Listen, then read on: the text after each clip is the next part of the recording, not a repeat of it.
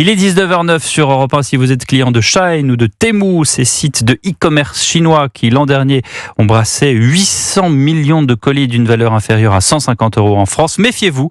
Le gouvernement a présenté ce matin son plan pour essayer d'endiguer ces flux massifs. Pour ce faire, les services des douanes vont multiplier les contrôles de ces produits souvent contrefaits ou non conformes.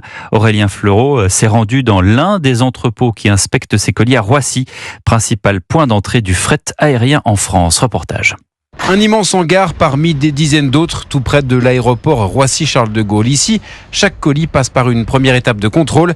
Isabelle Dignocourt, chef divisionnaire spécialisée dans le fret aérien. On a un colis ici qui est un peu volumineux et qui a été déclaré pour une valeur très minime à 90 €. Donc on va contrôler en fait la conformité entre la valeur et ce qui nous est présenté. Quand les douaniers ouvrent un colis, 94% des produits sont constatés non conformes. C'est par exemple le cas de cette paire de baskets très à la mode. Rien qu'à l'odeur, on n'est pas sur du cuir, on est vraiment sur du plastique. Et au-delà de la très répandue contrefaçon, il y a aussi des risques pour la sécurité des consommateurs. Alors l'air fryer, il n'est pas super qualitatif. Clairement, il y a un risque d'électrocution, d'incendie, c'est-à-dire que vous le branchez chez vous et puis il explose.